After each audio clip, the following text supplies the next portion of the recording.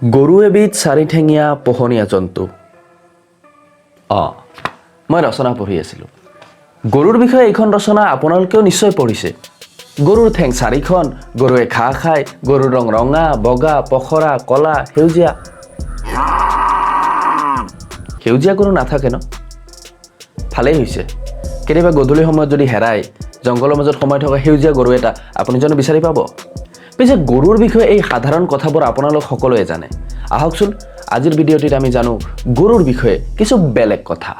Number 1, গৰুৱে 300 degree অৰ্থাৎ একেবাৰে পিছফালটো বাদ দি প্ৰায় সকলো পিনে মূৰ নুঘূৰোৱাকৈ চাব পাৰে। নম্বৰ 2, গৰুৰ 4টা পাকস্থলী থাকে: ৰুমেন, ৰেটিকুলাম, ওমাজাম আৰু এবমাজাম। আপুনি যেতিয়া গৰু এটা ঘাঁহ খাই থকা দেখে তেতিয়া ইহঁতে আচলতে ঘাঁহখিনি নচবায়, সেইখিনি কেৱল ছিঙি পেলাই প্ৰথমটো পাকস্থলীত ভৰাই থয় আৰু এই পাকস্থলীটো যথেষ্ট ডাঙৰ।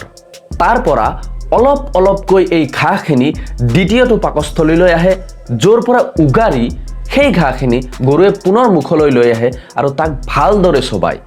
এই ভালদৰে চবোৱা ঘাঁহখিনি বা খাদ্যখিনি তৃতীয়টো পাকস্থলীলৈ যায় আৰু তাৰ পৰা চতুৰ্থটো পাকস্থলীলৈ যায় আৰু এনেকৈয়ে গৰুৰ হজম হোৱা প্ৰক্ৰিয়াটো চলি থাকে।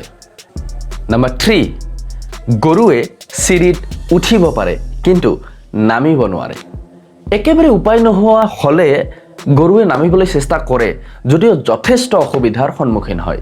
নম্বৰ 4, মানুহৰ দৰে গৰুৱেও 9 মাহ গৰ্ভধাৰণ কৰে।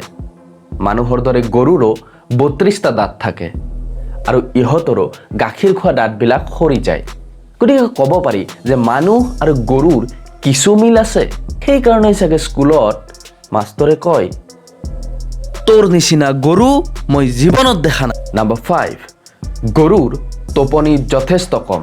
ইহঁতে গোটেই দিনটোত ভালদৰে প্ৰায় 4 ঘণ্টামানহে টোপনি মাৰে।